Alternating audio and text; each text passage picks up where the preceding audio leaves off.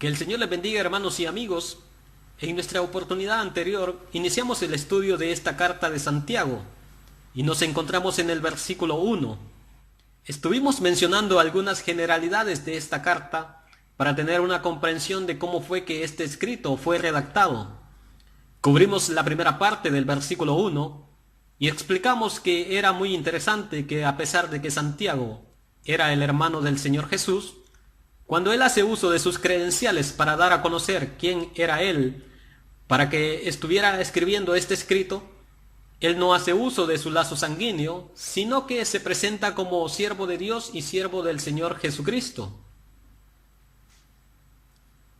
Continuamos con la segunda parte del versículo 1 que dice: a las 12 tribus dispersas por el mundo, saludos. Notemos que es un saludo a las 12 tribus que están en la dispersión. Es decir, él está escribiendo para el pueblo de Israel.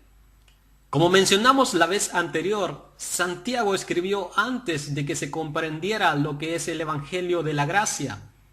Pero también se escribió muchos años antes de que hubiesen los primeros gentiles convertidos al Evangelio. Antes de que se diera el concilio de Jerusalén, como se le ha llamado, y que está narrado en el capítulo 15 del libro de los Hechos. Antes que sucediera todo lo que se narra en dicho concilio, todos los 12 apóstoles, incluyendo también a Santiago, que como explicamos la vez anterior, él no era parte de los 12 discípulos. Pero todos creían que el cristianismo no era nada más que una continuación del trato de Dios que tenía para con Israel. Ellos no habían comprendido hasta ese momento que el evangelio no era solamente para los judíos, sino que era un evangelio para toda criatura, así como el Señor lo dijo.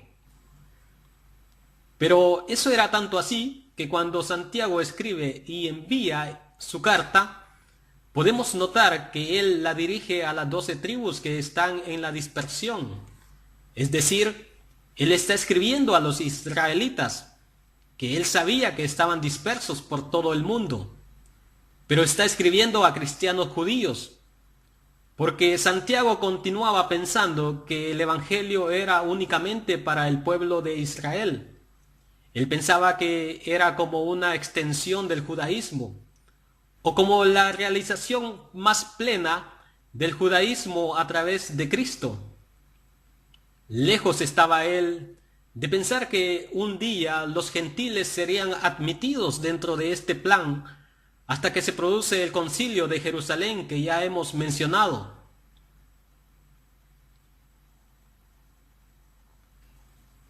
Otra característica de esta carta de Santiago es que es una carta que trata muchos temas. Hay ciertas porciones de esta carta que veremos según vayamos avanzando en ella, que Santiago casi en cada versículo toma un tema diferente, pero hay porciones donde él dedica 4 o 5 versículos a desarrollar un solo tema. Tal es el caso que estaremos considerando del versículo 2 al versículo 5, y en el cual Santiago dedica 4 versículos para hablar sobre el tema de las pruebas. También es importante mencionar que Santiago tenía su propio estilo de expresarse, y lo vamos a ir notando cuando vayamos avanzando en este estudio. Algunos estudiosos, describiendo el escrito de Santiago, dicen lo siguiente: la introducción resume las palabras y los temas que se encuentran a lo largo del escrito de Santiago. Está lleno de discursos de sabiduría cortos y desafiantes, que están llenos de metáforas y que son fáciles de memorizar. Si bien Santiago no enseña nueva teología, es un desafío a los creyentes cómo deberían vivir. Los temas cubiertos en Santiago incluyen el uso de la lengua, el favoritismo en la iglesia, el amor, las riquezas y las dificultades. Cuando los creyentes escuchan y obedecen la palabra de Dios, amarán a Dios, pero también amarán a los demás. Por lo tanto, sus acciones deben coincidir con sus palabras y sus vidas deben ser completas e íntegras. Es muy interesante esta afirmación hecha por algunos estudiosos de la Biblia. De hecho, el escrito que más se escucha citar del Nuevo Testamento por la mayor parte de cristianos es Santiago. Es muy popular porque esta carta es muy práctica, es muy sencilla y todos recordamos con facilidad, por ejemplo, las metáforas como la lengua haciendo un pequeño fuego y incendia un bosque, o cuando dice que es como un timón que gobierna toda una nave. La carta de Santiago está llena de estas referencias proverbiales. Por eso, para nosotros los cristianos es una carta que se nos hace práctica y sencilla. También es interesante mencionar que algunos estudiosos han dicho que esta carta tiene mucha similitud al Sermón del Monte, expresado por nuestro Señor Jesús, y al libro de los Proverbios. La razón es porque se podría decir que es una extensión del Sermón del Monte y del libro de los Proverbios.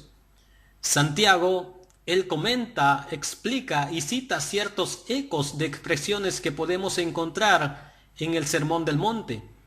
Podríamos también decir que es la mayor influencia de las enseñanzas de Santiago basadas en las enseñanzas de Jesús, lo que los teólogos llaman como la tradición de Jesús, pero especialmente el Sermón del Monte, y es por eso que podemos encontrar muchos ecos alusivos al Sermón del Monte a lo largo de la carta de Santiago. Y se parece mucho a Proverbios, porque podemos notar que no hay un tema en específico que se va desarrollando, sino que vemos principalmente una enseñanza proverbial. Varios dichos de sabiduría de la enseñanza de Santiago se toman de la tradición de Jesús y que son frases cortas que se pueden fácilmente memorizar y recitar. Para algunos es una clásica enseñanza de sabiduría judía. En el capítulo 1, el interés de Santiago es mostrarnos que los cristianos, en medio de las dificultades, Dios quiere obrar en nuestras vidas para que podamos vivir vidas íntegras, es decir, lo que decimos coincide con lo que hacemos, y es una vida cristiana práctica de amor a Dios y amor al prójimo. Santiago en cada capítulo nos confronta con la realidad que como cristianos no somos quizás íntegros, pero que Dios a través de las dificultades quiere hacernos íntegros y quiere hacernos consistentes en nuestra vida cristiana.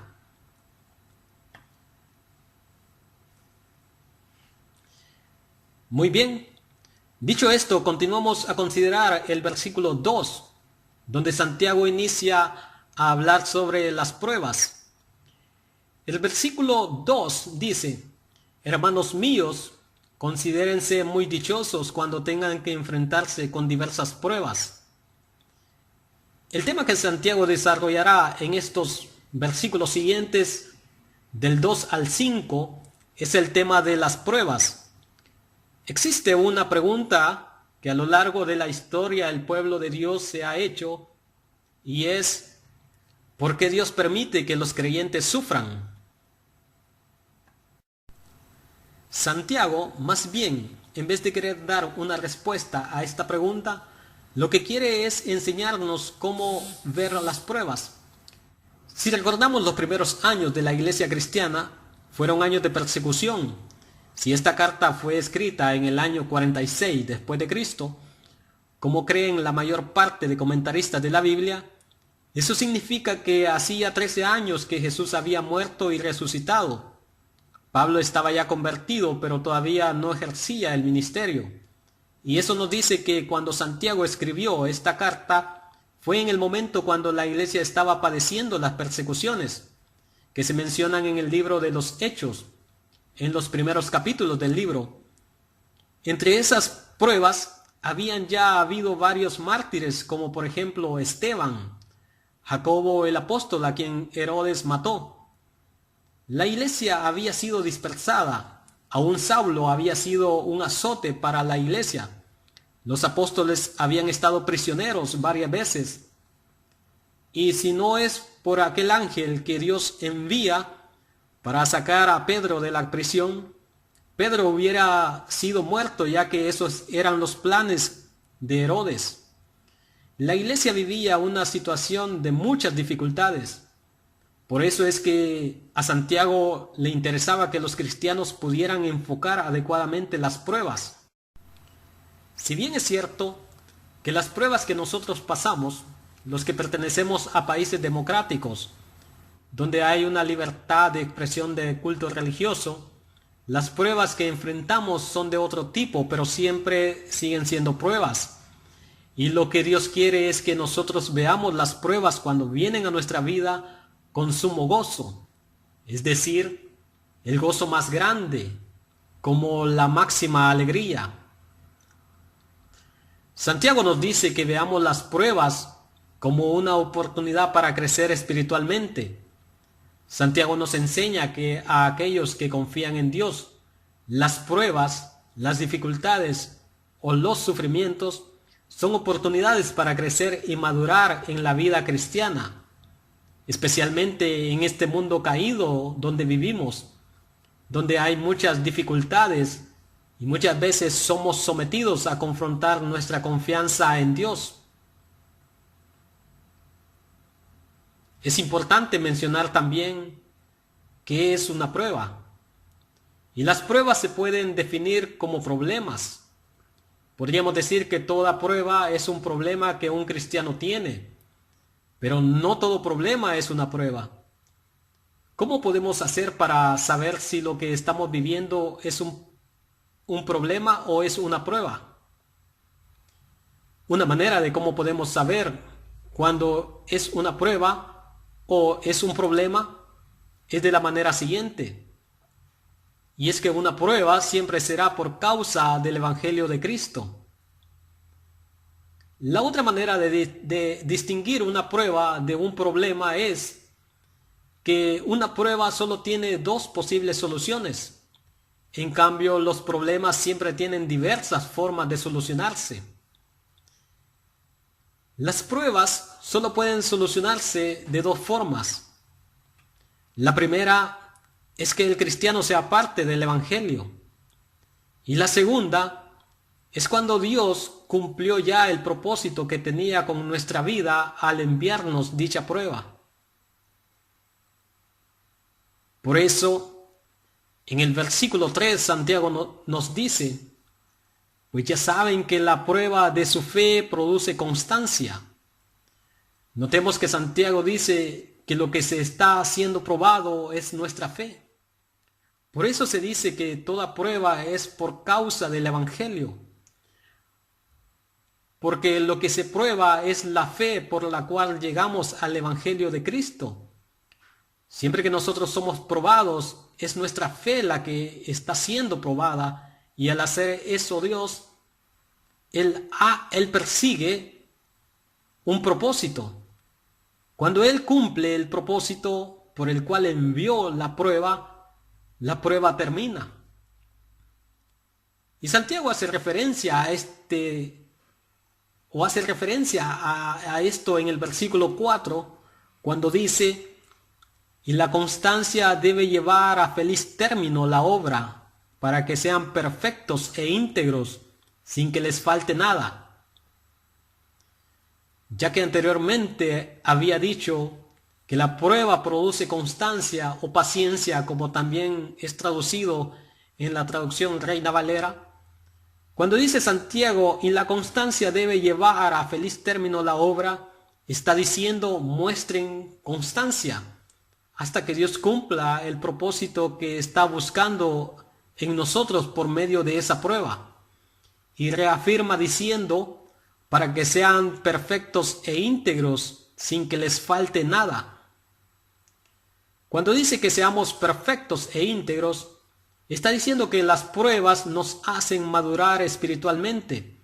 Las pruebas es un medio que Dios usa para irnos perfeccionando. Y por eso es que detrás de un hombre que es muy usado por Dios, existen diversidad de pruebas inimaginables que la persona ha pasado o está pasando y continuará pasando y le han llevado a ser completo, perfeccionado espiritualmente sin que le falte nada. En el versículo 5 dice Santiago: si a alguno de ustedes le falta sabiduría, pídasela a Dios y Él se la dará, pues Dios da a todos generosamente sin menospreciar a nadie. Si nosotros nos preguntamos por qué Dios tiene que tratar con la vida del cristiano de diversas formas, Santiago nos dice lo siguiente: si alguien tiene falta de sabiduría y no entiende cuál es el propósito que Dios está persiguiendo con cierta situación que podamos estar pasando por causa del Evangelio, Él nos dice que pidamos a Dios sabiduría para comprender los propósitos que Él está buscando en nosotros, ya que Él da sabiduría abundantemente y sin menospreciar a nadie.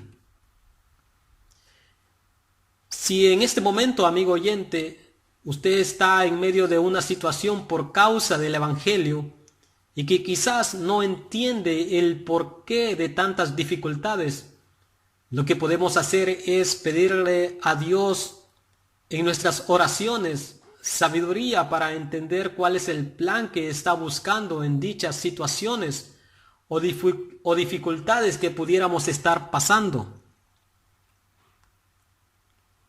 Podemos concluir en este día diciendo que lo que Santiago nos enseña es que en todas las dificultades que podamos pasar por causa del Evangelio, pidamos a Dios constancia o paciencia para resistir hasta que Dios cumpla su propósito en nuestra vida.